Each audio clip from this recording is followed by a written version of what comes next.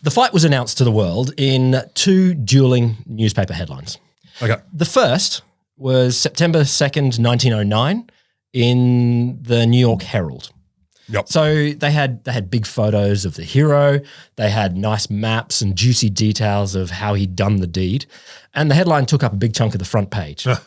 The North Pole is discovered by Dr. Frederick Cook, who cables to the Herald an exclusive account of how he set the American flag on the world's top. Cool stuff. What a champ. Yep, champ. But it was the second banner headline that really excited the readers because it said something a little bit different. 5 days later, this time in the New York Times, Peary, and this they mean Robert Peary, they just didn't use his first name, discovers the North Pole after 8 trials in 23 years. So everyone knew who he was? He's like Madonna? Well, no, New York Times doesn't use first names. It's a last name only paper. So 2 headlines. 2. According to the New York Herald, Frederick Cook had gotten to the North Pole first. But according to the New York Times, it was Robert Peary. It can't obviously be both. Yes, could, because they got there from opposite sides. Boom, dead heat. Solved. Okay, then you would say a dead heat to get to the pole. No, I wouldn't, because I want to compete with the other paper. Choose my side here. Episode over. Writing at the time, the journalist Lincoln Steffens, he rubbed his hands with glee. I mean, I assume he did, but his writing sounds like he did. Whatever the truth is, the situation is as wonderful as the pole. And whatever they found there, those explorers, they have left there a story as great as the continent.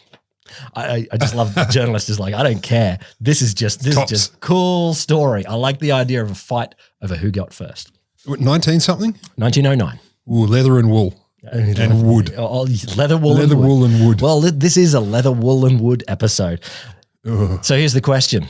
Who was it? Who actually was first to get to the North Pole? The Sherpa.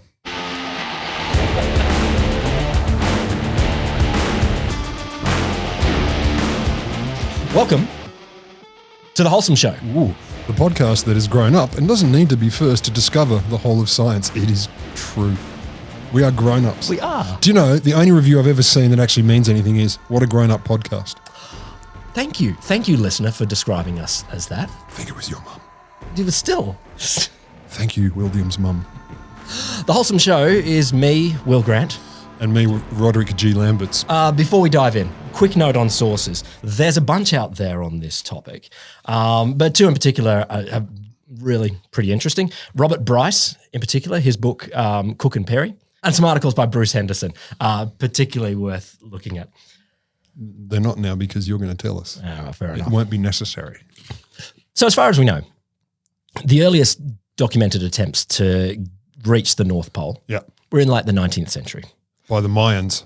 Nope, not the Mayans. No, the Incans. Well, look, it's possible. It's definitely possible that some indigenous people, there's indigenous people living in northern Canada and Norwegians. And northern Greenland. Norwegians are involved in this story. Of course they are. But they weren't.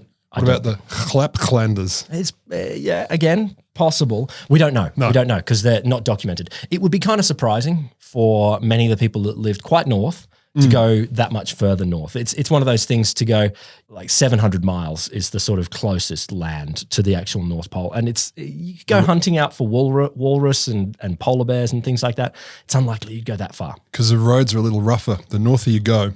Quite rough. Yep. Quite rough. But in the middle of the 19th century, you get a whole bunch of naval folk who are like, all right, we want to find this thing called the Northwest Passage. So they easy to find now. Yeah. I'll come back to that. So this is the idea. You could sail from the Atlantic to the Pacific by going over the top, over Canada. You know, the other options are going south. I think you've done that down through Tierra del Fuego. Oh yeah, rough as guts. And if you're in an old school sailing ship, scary. We weren't. We're in a very nice. But in the 19th century, very scary. So that's scary. Overland, like over America. You know, on a train or something like that. Not in a boat. Or over like Nicaragua or something. Like you'd land your boat on one side and carry it. You'd carry your boat over. You get some folk to roll your boat. So it's hard. It's work. Not easy. You whack the wheels on, you'll be fine. So there's this idea that you could make it a little bit easier if you're going up around there. Mm-hmm. So it seems as well to these folk, if you're kind of getting Northwest Passage, you're going through all there, maybe you should go a little bit further and just have a look at the North Pole. Keep going up. Get some glory. Why not? be that person that stands on the top of the world. Can you imagine as the expeditions, it's gotten to that point and you say, look, we're just going to take a slight detour. Chaps. While we're here, Chaps. let's have a looky-poo. We're going to go 700 miles north. Look, I'll tell you a few stories of the folk that tried early on, and you might realise how much you don't want to. Wool, wood and leather. Wool, wood and leather. That's what I go to the snow and I think what I need is my wool and leather clothing and bits of wood. Clothing that does nothing to keep out the deep cold. To be fair, though, it does tend to absorb moisture quite nicely. Yes.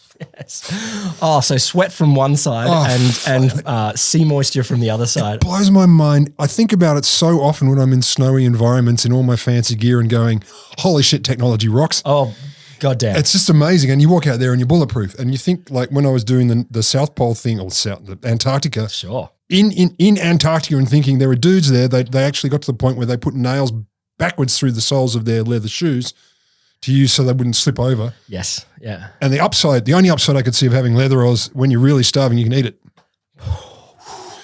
Woo! That's good. You are not a long way from dying. Like Yeah, I but feel you're not like eating I feel like Gore-Tex. the boat has to come Yeah. in 2 days if Yeah. you're down to eating leather. Like, Yeah. But and you're not. I look at my clothes like I'm not going to eat my Gore-Tex. No, you're not. See, there you go. That is Yeah. a sad thing. Yeah. The British naval officer William Edward Parry was the first that we know of to give it a red hot go. Okay. In 1827, he was looking for the Northwest Passage. He got some small rowing boats off his ship, the Heckler, and he got up to 82 degrees, 45 minutes north. So that was the record at the time, but they ran out of supplies and went back to the ship. The North Pole is what degrees? 90 Oh, by definition. I don't know that. I don't know maps. So you got to 85 and a bit. 82 and a bit. 45. And that's in minutes, so it's 82.75 or 82 And in the old in a degree Yes. is how many billion kilometers? That varies depending on where you are on the Earth. Curvature of the Earth? Yeah, it does. Which is flat. Yeah. So you can't convert degrees directly to kilometers, but it's getting close. What's the point of that? I'm guessing that's around still 600 kilometers away from Closer than we've been. close. Yes. Yep. Yeah. He published his memoir, Narrative of the Attempt to Reach the North Pole, etc. What was it about? Well, I just love the idea that in his title he put the word and other. Plus MISC. Another person who made the effort was the American Charles Francis Hall. This is 1871. He got his ship, the Polaris, to 82 degrees, 29 minutes north. But he was murdered by his chief scientist, possibly. The theory is they both loved the same woman and a long way from everywhere they could do a murder. It's never the scientist. It seems to be. It's never the It scientist. was the scientist. Name one Agatha Christie novel where it was the scientist. There's got to be one. Ah, Sherlock Holmes. Moriarty was a scientist. Here's a good one. The U.S. naval officer George DeLong, who in 1879, he had a theory that if you went the other way, so coming from the west coast of America, that there was a warm current that went up around Alaska through the Bering Strait, and you could just coast through that warm current and be all glossy and nice through there. Oh, it sounds lovely. And why wouldn't you think that? Hang on, what would suit me? A warm current would be nice. There is a warm current going up the Pacific there, but it doesn't get through the Bering Strait. Wonder why not? Yeah, so he took his ship, the Jeanette, up there. That's a shit name. It's a name. But it's not great. For a ship as well. It's not Like the Fury. Endurance, the or thruster. Thunderbluss. Yeah, Thunderbluss. Yeah. The Bluestenflanger. What's this one called? Jeanette. Jeanette, I know I you're feel like listening. I should never be allowed to be in charge of naming ships. I think you should always I be would allowed. only come up with stupid names. I will allow it. Yeah, in your Navy. It's not going to. I'm gonna put in a letter of recommendation if you need it. Anyway, they got up through the Bering Strait. Yep. Up to 77 degrees, 15 minutes north. But soon the Jeanette was caught in pack ice as tightly as a fly in amber. They then drifted in the slow-moving ice for almost 2 years. Oh, good God. There was a little bit where the ice punctured the ship, but they stopped it. They jammed the ice back out and jammed it full of wool and leather, something like that. And then they sat there for another year. Then I think on the day that the ice pulled away for a bit and they're like, fuck, yeah, we're free. And a little pool opened up and then the ice came back like an hour later and came and crushed the ship. Psych. Oh, Jesus. Yeah. It's horrifying. series of harrowing marches, Horrifying. sled drives and small boat trips up in the middle of nowhere. 13 of the 33 crew made it back to the US. Mm-hmm. Some other people. That's There's- actually probably pretty good odds, pretty good survival rate. Yeah. There's the Nobel Prize winner, Fridtjof Nansen, and his buddy Halmar Johansson. In 1895, they tried. They broke out the skis after their ship became icebound. Yeah. They made good time initially, but they were the first to realize that the ice was moving away from the pole as they were trying to ski. So they said, okay, we're X number of kilometers away, divide it by whatever. We need to make this many days, but the ice is making it harder against So they're going the wrong way up the elevator. Kind of. Escalator. Yeah. The ice is moving away from the pole. Okay. They got to 86 degrees 14. The winners so far. They are. The last other one I want to say is the Swedish engineer, 1897, Salomon August Andre. He took a hydrogen balloon, the Ornen or the Eagle. That is awesome. They went north from Svalbard. They got about 300 kilometers north of the Svalbard, and then crashed onto the ice, and then had to trek back to Svalbard, and then they died. But it was cool while it lasts. Is it because they ate the balloon?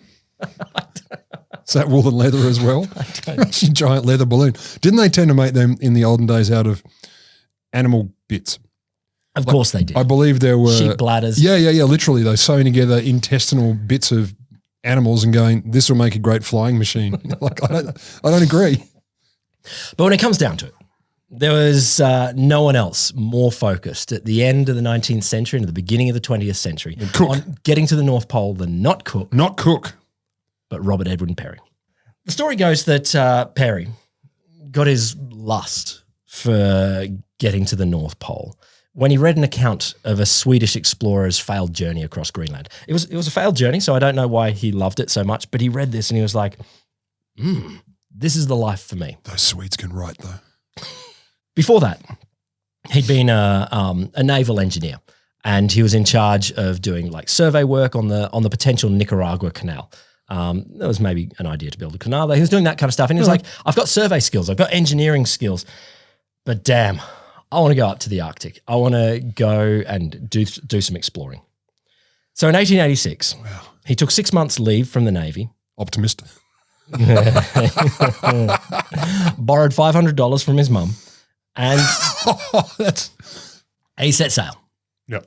June 6, 1886. He went to Greenland. He wanted to test his skills first. His idea was let's learn some Arctic skills by making a solo trek across Greenland. But, and this weirds me out, he landed at a Danish trading port in Greenland, and a young Danish official working in the town named Christian Mygard convinced him that he would die if he went alone, so then said, I will go with you. How come? Sounds like fun. I don't understand. Either it sounds like fun or it's like, I am so concerned for your safety, I will come with you. So I'll go with sounds like fun. yeah, exactly. They set off together and they made it 160 kilometers due east across the Greenland ice sheet. How big's Greenland? Big. More than that. More. Not anymore. More. Used to be. Yeah, okay. It's slightly melting. Yeah. This was the second furthest they'd ever got. But they turned back when they were running short on food. Peary was like, okay, this is the life for me. He wrote to his mum. Can I have $500 more? I ate the last. My last trip brought my name before the world. My next will give me a standing in the world. I will be foremost in the highest circles in the capital and make powerful friends with whom I can shape my future instead of letting it come as it will. Remember, mother, I must have fame. I love the honesty Yeah. because we obviously don't seek that. But So there are other ways to get famous too. Less suicidal. This was a very, they love doing it. There's a lot of adventuring, men at this manly. time that Yeah, loved doing this stuff. That's manly. Yep. So the next 2 decades would see Peary undertaking a series of ever bigger journeys in the Arctic. Cool. Always with his African-American field assistant, first man, personal valet, Matthew Henson. I mentioned his race. It'll come up later. Interesting too, because less common It is less common. African folk Well, at the time delving into the far north or far south. the story was that after Peary got back to Washington, Yep. and the Navy said, "All right, go back to the canal down in Nicaragua." And so Peary goes into a shop to buy a sun hat, and there's a sales assistant there who Peary gets talking to and says, "I've just come back from the Arctic." And the sales assistant said, "Well, I love sailing. Can I come? I was a cabin boy for 6 years." And Peary's like, "All right, you're my assistant now." And so then Matthew Henson then becomes his lifelong assistant and goes on all his journeys together. So, Damn it, I worked in an army disposal store, never got an offer like that. Not even an opportunity, not even a hint, not a sniff. do you know? Not a and sniff. That's why you work in an army disposal store. I know. Is to one day have an idiot explorer saying, "I need volunteers." 4 years, nothing. I once got a $5 tip. Did anyone buy a sun hat from you? And Lots of, oh God, so many sunsets. But he also often took his wife, Josephine Dybitch. Now, I feel like you've messed with the pronunciation to satisfy me, and you have. I don't know. It says Dybitch. Diebitch. There you go. Well, there's an S in there as well. Bitch. Dibitch. Great name. That was her maiden name. Josephine Dybitch. Yes, she took on The Josephine. married name, kill your wife. Josephine Dybitch Peary. She kept the name. So. God, you've made me a happy man. But let's hear a little bit about the other participant in the race. Why bother? Frederick Cook. Okay.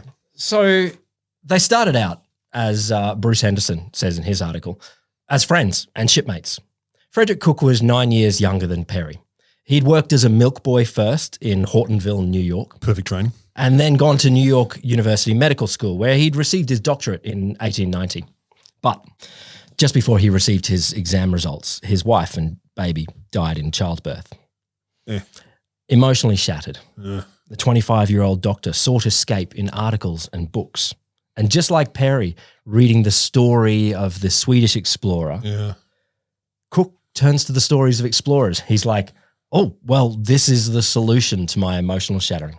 That I get more than, oh, here's a tale of how people fucked it up. I want to do that. That's true. This guy's like, my life is empty, bereft, and horrifying. I'm going to go to a bleak land and see going what to the happens. deep north. Yeah, I that makes more understand sense. He soon learned that Peary was looking for volunteers, including for a doctor, and Cook is a doctor, Just so happens. to go back to the Arctic.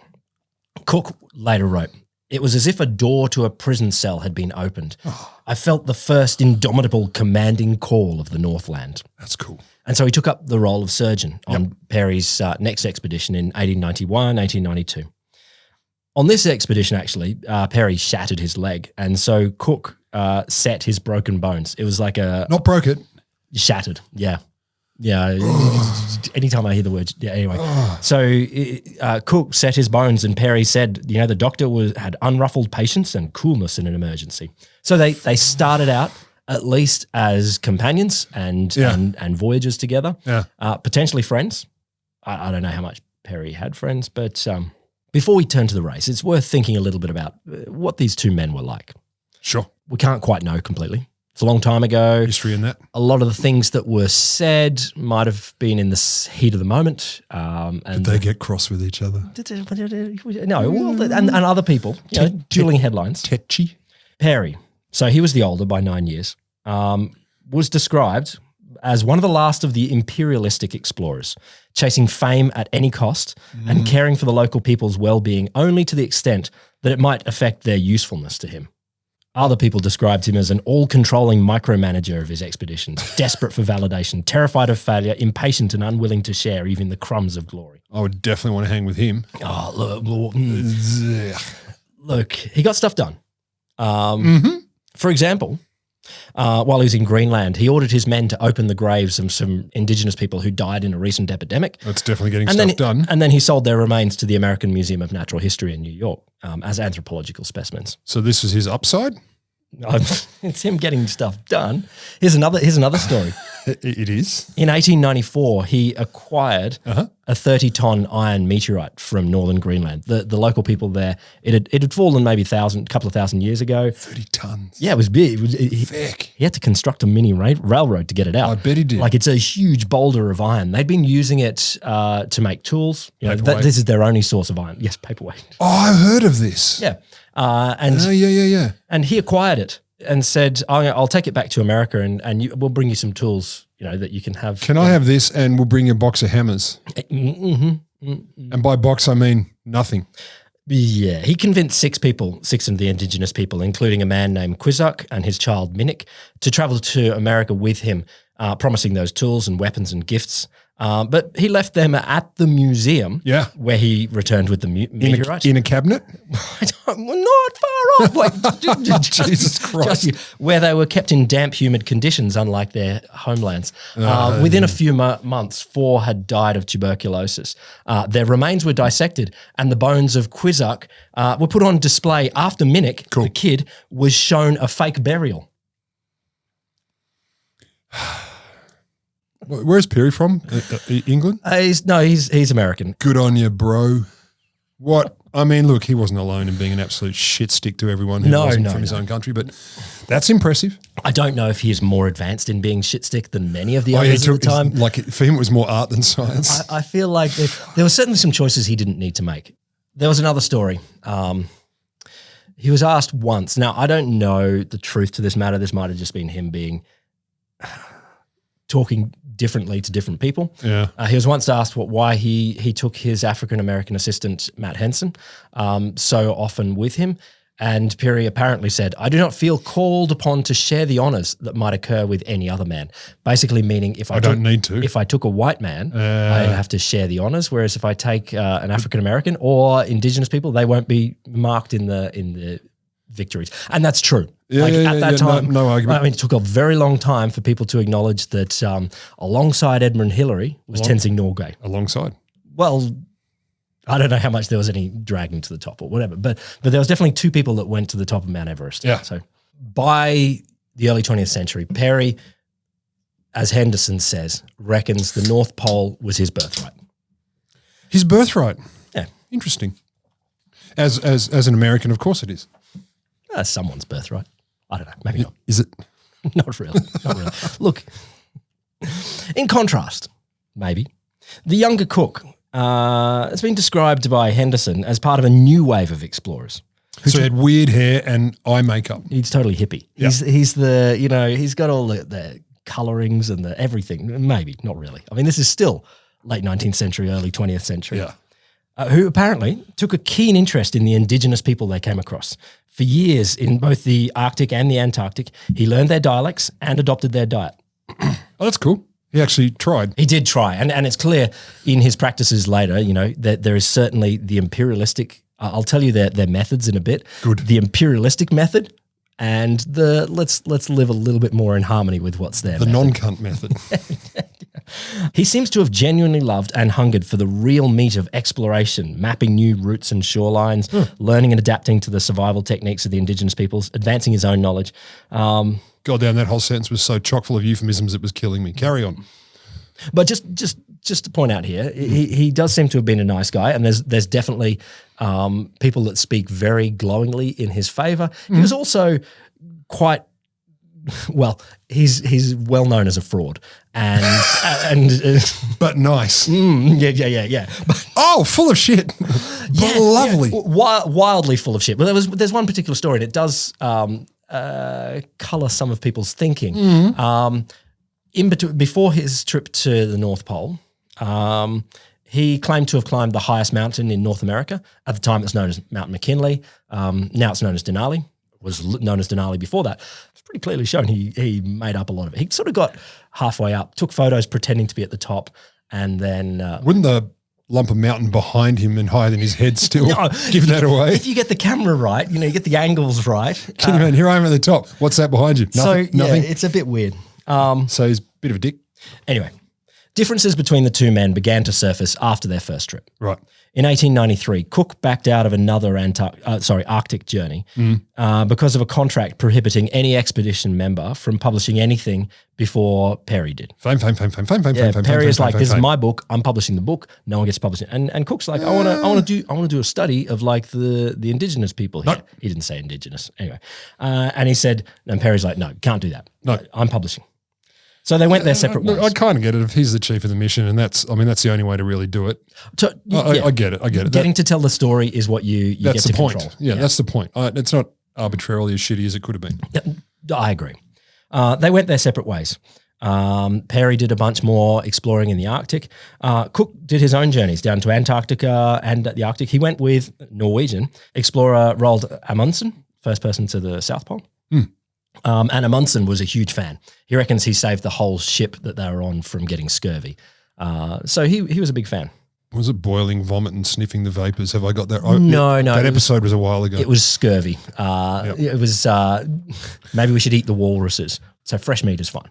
That's true. Yeah, animals are full of vitamins goodness, apparently. They are. But anyway, Cook and Peary sort of stayed in each other's orbit. There's a limited number of people that are doing this whole Arctic exploration. Not a big club, yeah.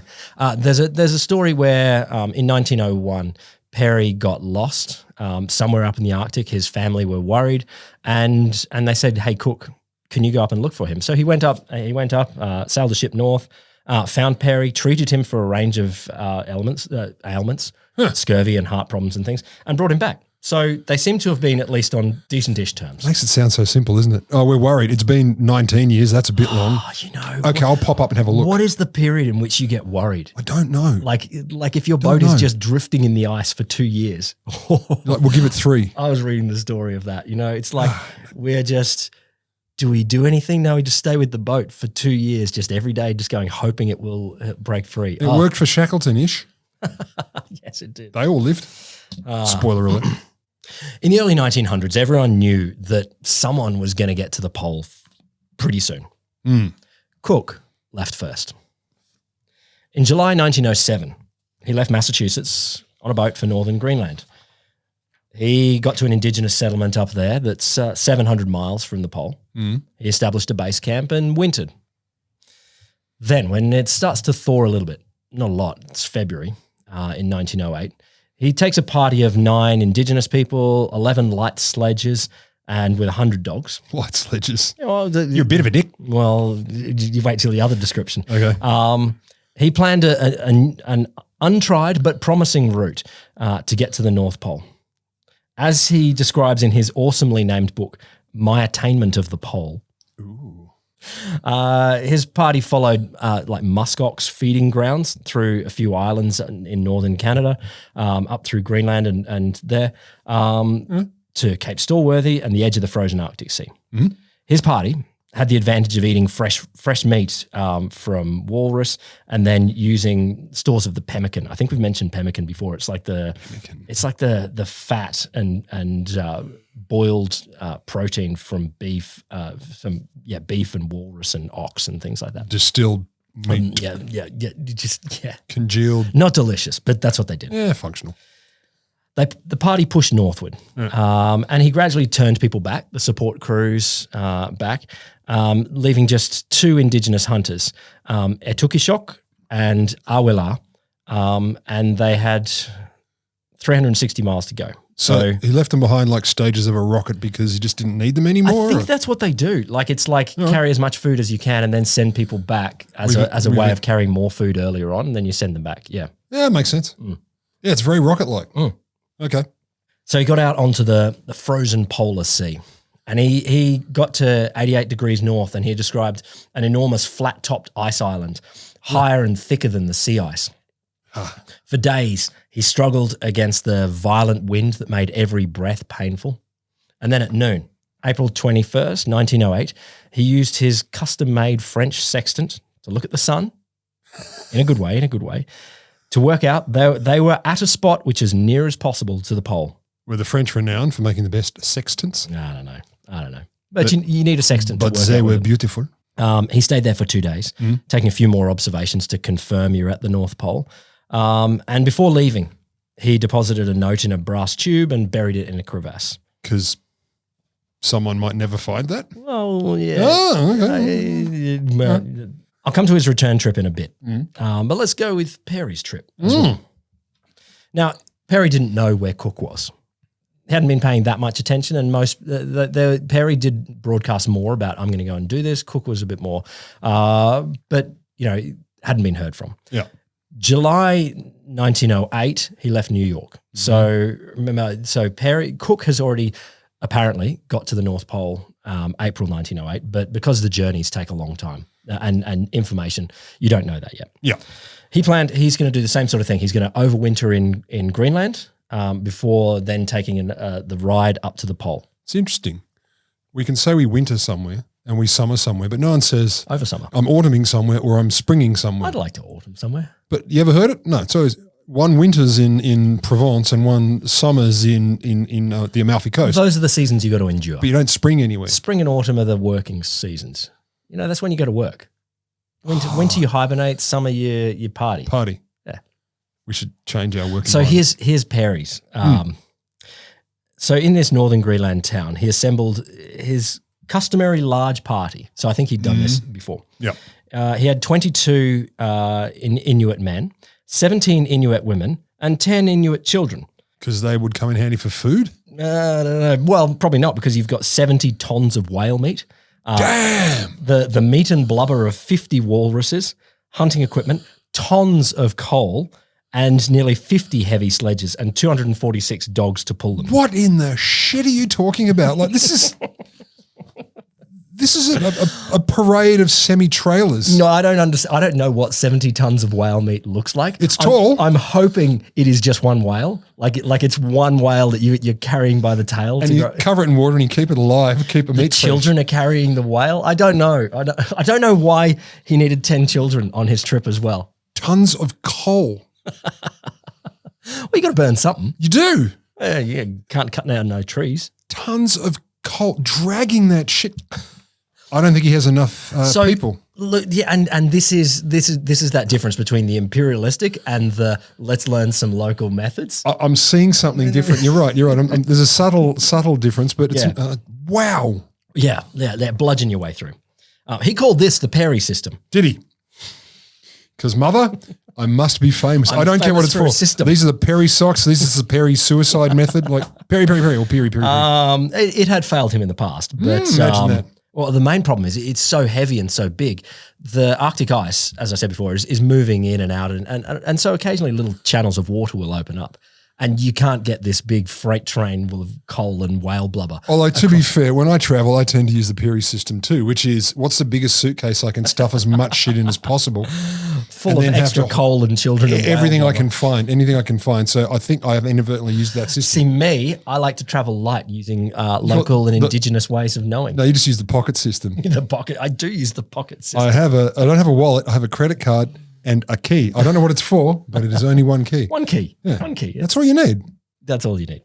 After the winter, he'd spend that in northern Greenland, and this is a year after Cook.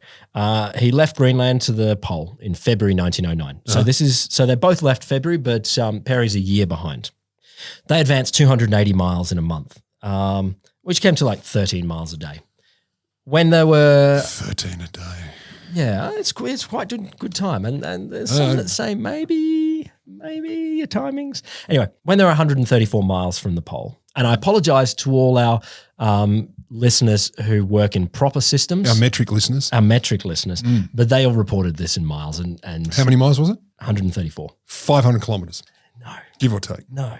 Give or take. He sent everyone back. He's like, all right, everyone go back. And he made like little base stations full of coal and whale blubber and sledges at different spots on the route back. So is that what he called? These are base stations. You mean you couldn't be carrying it all? No, it's a base station. So yeah, except for him, 4 indigenous hunters and his personal assistant, Matthew Henson.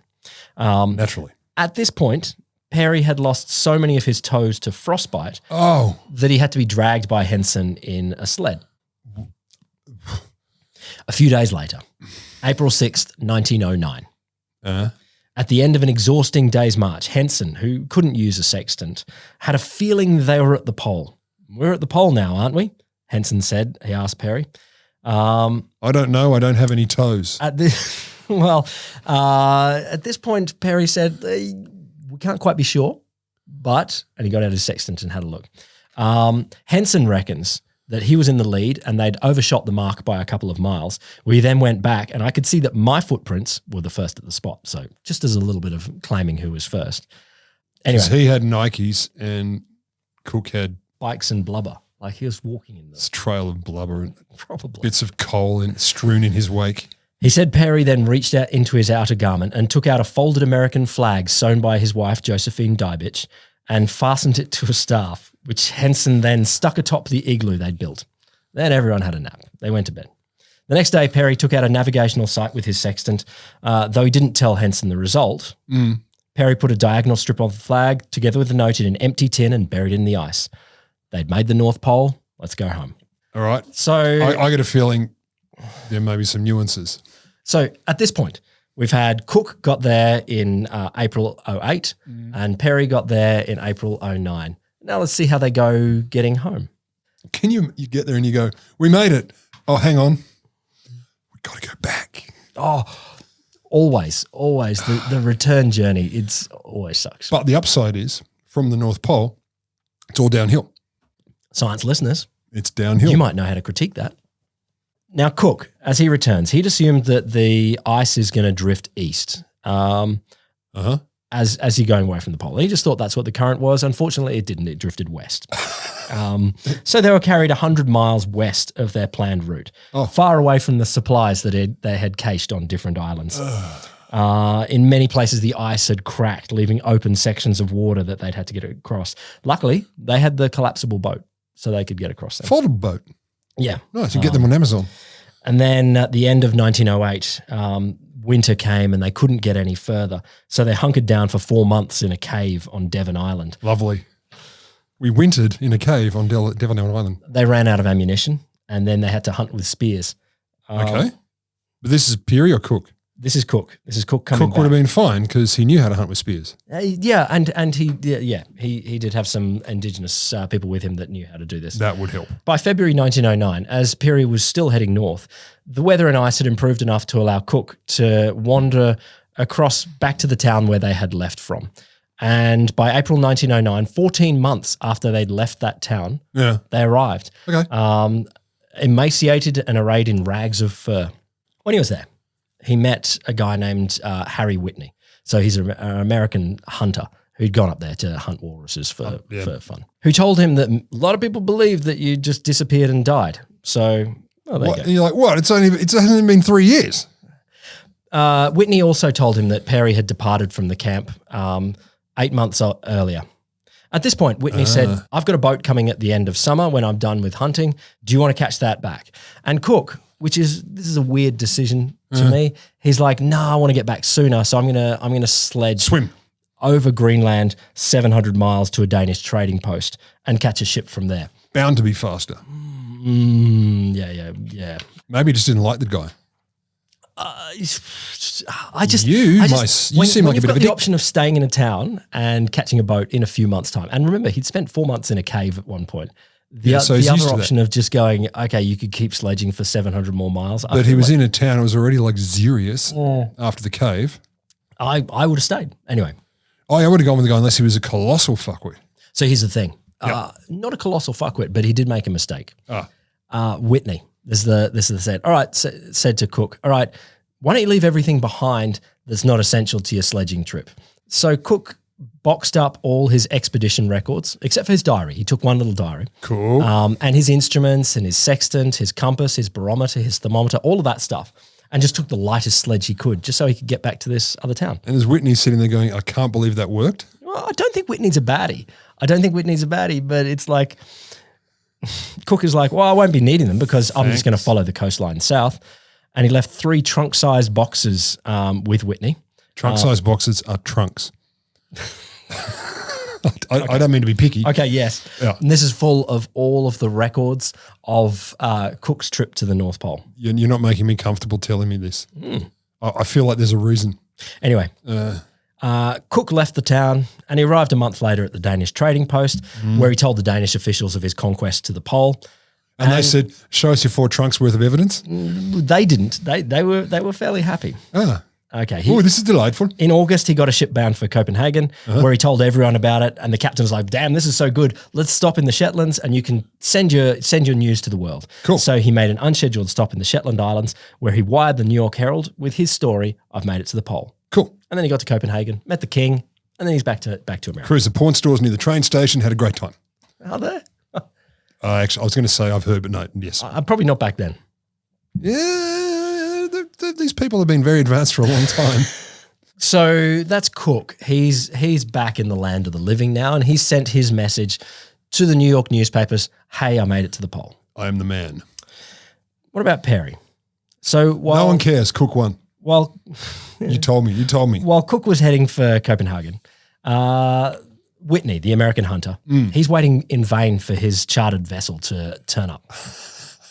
In a weird quirk of fate, no, the boat that does turn up is Peary's ship. Of course it is. So on board, Peary's coming back from his own trip to the expedition. Nice trunk of evidence you have there. Pity if something happened to it. Oh my God. Oh my God. So at this point, Peary had told no one on the ship that he'd made it to the North Pole. He wanted to keep the news like secret to himself. And they didn't seem in that much of a hurry because he didn't know Cook was out there doing this, and they'd be making this leisurely journey back south. But then he started to hear rumors in this town that Cook and his 2 companions had made it to the pole the previous year. So Peary Peary would have been fine, right? He would have said, well done, sir. I'm stoked for you. I'm glad someone did. Yes, Jolly good show. All I wanted was for humanity to make it. That's all. And we all share in the glory. Yes, your glory. Yeah. I will I will acknowledge it. Back in the town, Peary found Cook's 2 companions, Etukashok and Awala. Those are the 2 that went to the pole with Cook, and he questioned them. Brought him on his boat and said, so what did you do there? Now, these people had no knowledge of longitude and latitude. They didn't use maps. They testified only about the distances and number of days travelled. In a later interview with a reporter, Whitney, who was fluent in the local dialect, said the 2 told him they'd been confused by Peary's questions and didn't understand the papers on which they were instructed to make marks. Anyway, Whitney, who's still waiting for his boat and is probably bored of hunting at this point, accepted Peary's offer to leave Greenland. Yeah.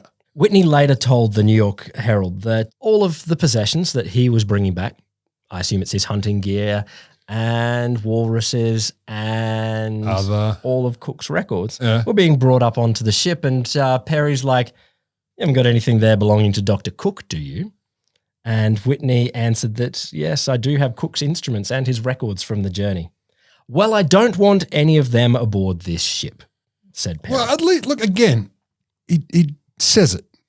I want to be famous, and also, fuck that guy. I don't want those records. Let's ditch that shit. Believing that he had no choice, Whitney secreted Cook's possessions among some large rocks near the shoreline. Famous place for keeping your records. You really do. And then the ship sailed south with Whitney aboard. Did anyone know they were there other than Whitney? I don't know. This is the perfect plan, except for all the gaps in it. Okay. The ship's going back with Peary, and he starts to receive news when they dock into little ports and things along the way that Cook has announced his victory of the pole. And Peary is like, what in fuck? I am furious. So he says, steam as fast as we can back to New York. On the way, they stop in Labrador, and he sends an urgent telegram to the New York Times. He says, Stars and Stripes nailed to the North Pole.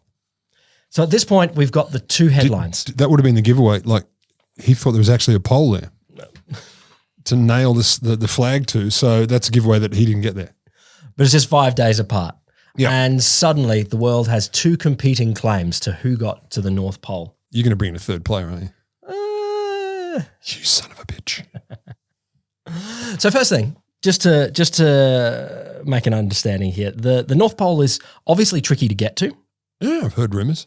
Also tricky to notice when you're there, and also very tricky to confirm that you have been there. It's just a state of mind, man. Pretty much.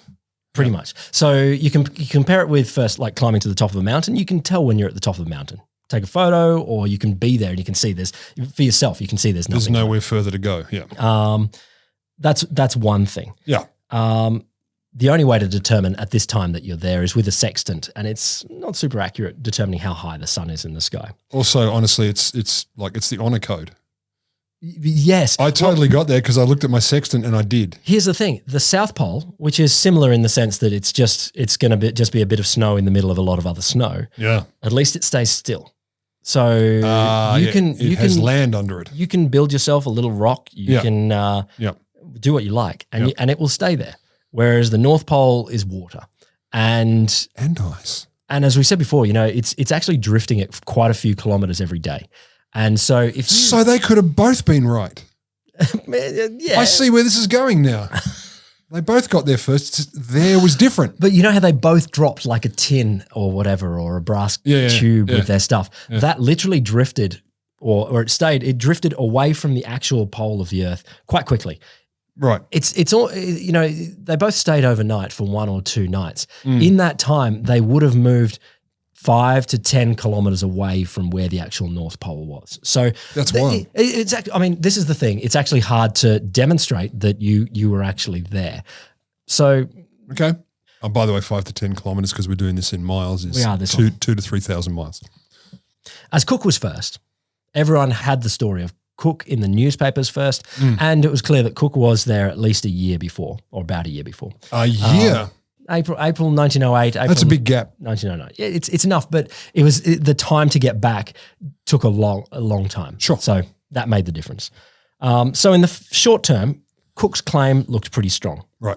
Soon after, newspapers started diving into this story. I said at the beginning, okay, well, that journalist is like, this is gravy. So newspapers are all sort of exploring this story, and there's some that are even taking polls. Which one is right? Polls about the poll. So Pittsburgh Press, they did a poll where 73,000 supported Cook and 2,000 supported Peary. Oh, I know where this is going. Like, I'm on Team Cook too, which means it's fucking Peary. Watertown, New York Times, they favored Cook 3-1. Yeah. The Toledo Blade, 550 votes for Cook, 10 for Peary.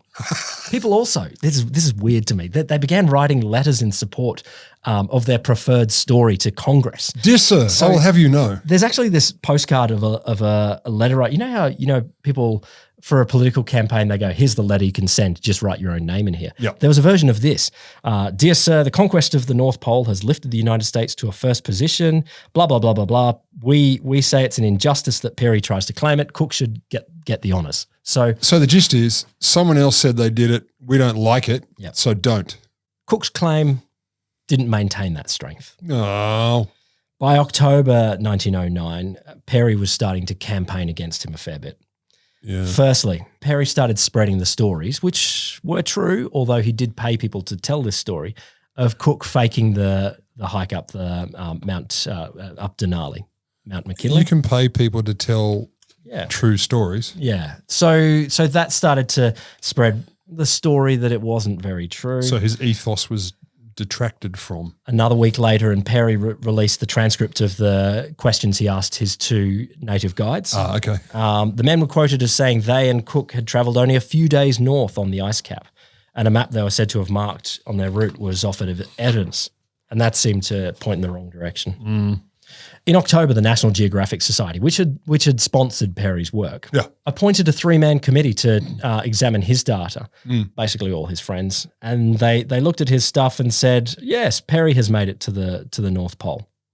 By that time, there was another inquest by the University of Copenhagen, where they drew on all of Cook's records, and here's the words they used. Cook's claim was not proven in terms of getting to the North Pole. So wait, the records, the ones that were stashed in the rocks, his got diary, there? His diary. Just his diary? His diary. His diary and his report to the University of Copenhagen. Okay. So a lot of the newspapers at this point took not proven to mean disproven. We know that's not the same These thing, are not the same, no. But a lot of people are saying at this point, well, Cook didn't do it. The media, huh? The decision of the university is, of course, final, the US minister to Denmark told the Associated Press. Unless the matter should be reopened by the presentation of the materials belonging to Cook, which Harry Whitney was compelled to leave, these records have never been found. If you can find them, that would be cool. Still. No, they haven't. 3 trunks worth of evidence somewhere up in northern Greenland. Just as a little aside here, there's chunks of evidence that keep turning up in this story over the decades. There was one of the researchers, I think Bryce, whose book on this is really useful. He bought the first piece of evidence that he found just on eBay. Like someone was selling one of Cook's letters, and he's like, "Oh damn, this looks interesting," and it unveiled new parts of the story. So, there's a whole tale there. How the hell did you get that? The provenance issue is remarkable. Okay, people question Peary as well. So, 1911, Peary appeared before the Naval Affairs Subcommittee, and they said, "Did you make it, or did you really make it?" Well, it's weird. Like the questioning is a little bit strange. They're like, "Your diary is too clean." Normally, if you're a polar explorer, you'd be eating all that pemmican, and your fingers would be all greasy. How did you manage to? And there'd be poo stains because you'd wipe your bum with it. Probably, but how did you manage to keep your notebook so pristine? That is actually not a terrible question. I don't know. Yeah, you do. Think about it. Wool, leather. Yeah. Freezing. Maybe months, if not years. Maybe you only do your diary once you're in your tent and you've got your gloves off. Yeah, but your fingers could be gross because the gloves are made out of the intestines of walruses and not very well cleaned. You've only got a piece of wood to clean your fingers on. No, I don't know. I don't think that's a terrible critique. Anyway, so there's various people like Representative Thomas Butler of Pennsylvania. We have your word for it, your word and your proofs. To me, as a member of this committee, I accept your word, but your proofs I know nothing at all about. They voted on it, and they said they voted 4-3 that they reckon Peary was there for that his claims were real. It's just like real science too. It's like, will this cure cancer or not? Let's vote. Well, let's have Congress vote. Yep, we'll vote. And 4-3, fine. Cancer cured. Give it to everyone. You won. But it's strange because all of it is on gentlemen's agreements. It doesn't matter how many trunks of shit you bring. No one can know. Yeah, unless you've got there is evidence that you could bring. If you've got measurements of where the sun is accurately. Recorded by you. Yeah. On parchment by your hand. In your trunks full of evidence. Must be true. Well, look, there's a few more bits that are interesting. After that subcommittee voted, the bill recognizing Peary as the first person to get to the North Pole passed the House, passed the Senate, and President Taft signed it. Although they crossed out the word discovery, crediting Peary only with Arctic exploration resulting in his reaching the North Pole. God, I love the idea of that. The president said it happened. That's not science. After what Peary perceived was a hostile examination of his work, he never showed his polar diary, never showed his field papers or any of his other data ever again until, well, a long time after he died. Because people were mean to him? Yeah, because people were mean to him. All right. He was put on the retired list, given the rank of Rear Admiral and given a decent pension. He died in February 20th, 1920 at the age of 63. Is Rear Admiral the lowest admiral? I think so, or Rear Vice. For 75 years, because of that vote, perhaps, Peary was considered the clear winner. 75 years. Classrooms and textbooks, he was anointed the discoverer, the first person to reach the North Pole. Are you bringing Cook back to me, man? In 1988, National Geographic commissioned a re-examination of Peary's records that had long been secret. So this is his diary. Yeah. Which he had never let anyone see when he was alive, and his family had not let anyone see until 1988. So this must be his grandkids or something like that. So what does he do though? So when he's asked to testify, he goes, I have this diary, and puts it down again. Well, it's the diary of your measurements of where the sun is. But I'm not showing it to you. Yes. So this is the thing. While he had successfully critiqued Cook's work and saying there's not enough evidence and he's a fraud in other ways, there wasn't as much critique of his work, so he was kind of by default awarded this, and he was more powerful. He was, he had friends in National Geographic. Yeah. He had friends in the right places. Anyway, 1988, National Geographic, when they re-looked at Peary's records, they concluded he'd actually fallen short. So this is Bryce, the author of the Cook and Peary book. Yeah. He reckons he never got closer than 100 miles from the pole. Oh. And when confronted with failure on what he knew to be his last try for the pole, remember, he's got no toes. I don't know how many toes. He's lost a lot of toes. Enough to need to be dragged. He's being dragged in a sledge by Matthew Henson. And at this point, it must have been at the end, and he's like, fuck it. We're here. We're here. And he couldn't resist declaring he'd won. No. Meanwhile, Bryce reckons Cook never got closer than 400 miles from the pole. Oh, damn. After years of research that included first outside look at Cook's private papers and a discovery of an unknown diary previously unearthed in a museum of astronomy in Denmark, neither Cook nor Peary ever got anywhere near the North Pole, and both falsified their accomplishments in a lunge for an explorer's immortality. Neither of them got very close. But in their defense, they are immortal because they've been on this show now. So not Cook, not Peary, not even Hansen. None of those three were the first to the pole. Are you saying we could be? No, people have got there. Damn it. So there's 4 other claimants. Are we sure? Do we have to wait another 100 years to unearth the truality? Look, if those trunks are ever found, then maybe Cook might be... They're not going to be found. It's unlikely. Do you know why? They're made of wood. They've been parked in the elements, in some rocks, for 100 years? More? Yes. They're mush now. Probably. They are goo-goo. But in terms of lists of treasures out there, this would be a fun treasure to go and look for, go and find. Like that's a cool thing. And I've learned anything. If I've learned anything from this episode, it's put it on eBay. Maybe there are 4 trunks, origin maybe not quite there are clear. some of the Inuit people up there that one day they'll be like, finally, let's put these trunks on the eBay. This is going to be good. Why wouldn't they? One at a time. So there's 4 other claimants to be first to the North Pole. The first is U.S. naval officer Richard E. Byrd.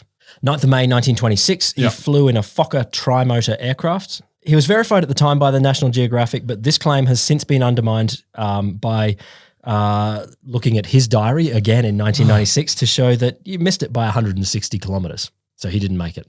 The freaking diary. Don't write a diary. That's my lesson. Write an accurate diary. Or lie better. The first consistent, verified, scientifically convincing attainment of the pole was only a few days later, 12th of May, 1926. I was going to say a few days ago. I was like, that's awesome. No. By Norwegian explorer Roald Amundsen and his US sponsor Lincoln Ellsworth on the airship Norge. So they floated over in an airship. In a Zeppelin, they floated over the North Pole, and all of their records seem to be legit, that they were first over the North Pole. But they did not touch it.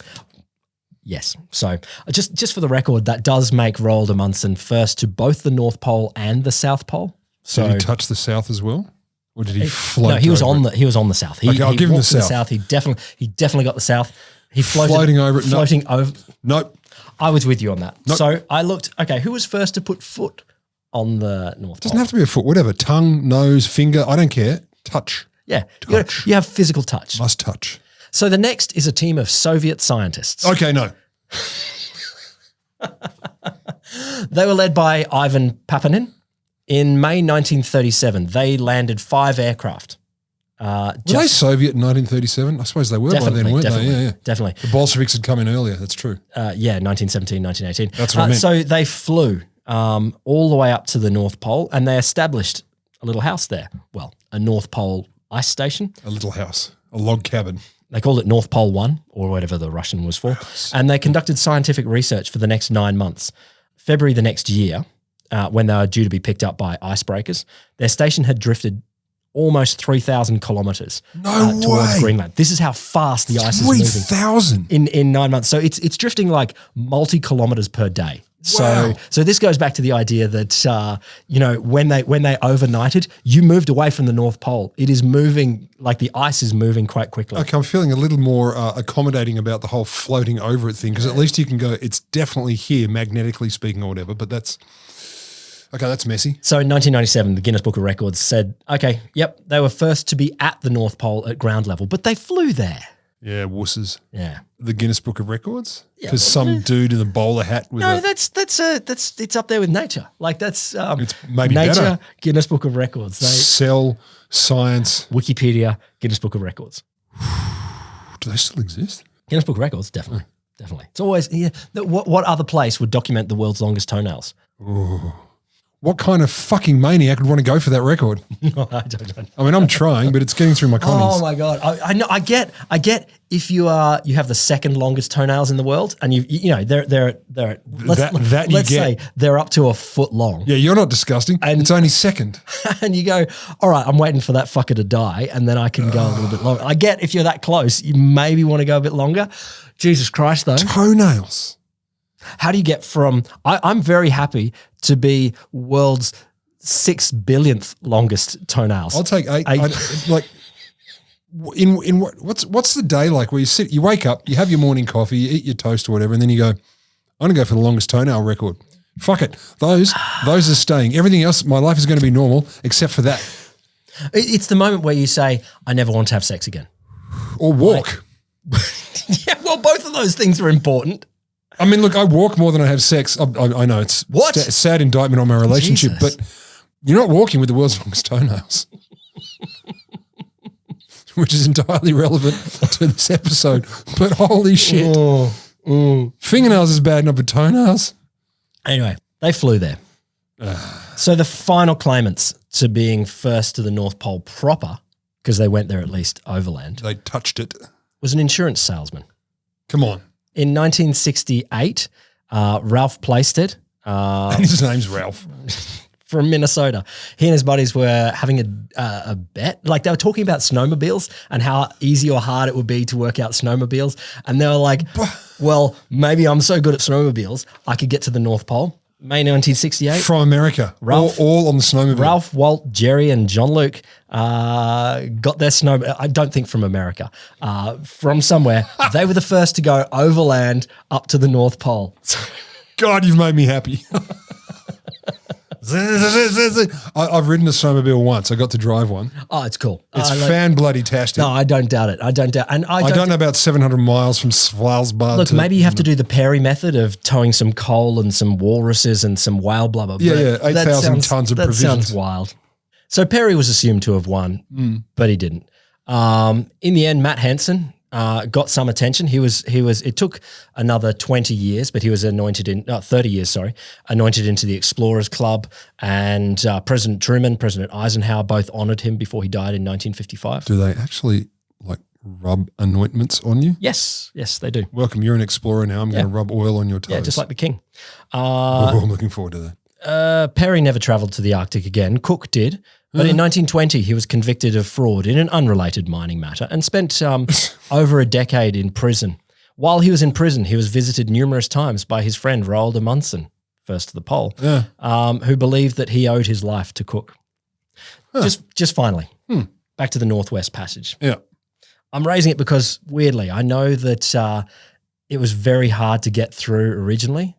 The first person to get through the Northwest Passage was, again, Roald Amundsen in 1903 to 1906. It took him quite a while. He swam it, right? In a little boat called the Goya. Oh, my God, it is a little boat. It's a little boat. But every year, you'll be not pleased to know, it's getting more navigable. There were 2 trips in the 1940s, 4 in the 1950s, 10 in the 1970s, 27 in the 90s, 182 in the 2010s. Mm-hmm. Every day. And by 2030, you'll be able to just paddle along on your stand-up paddleboard. So, an insurance salesman called Ralph. That is, and I mean, I expect the unexpected, but that is not how I thought this would end. You're welcome.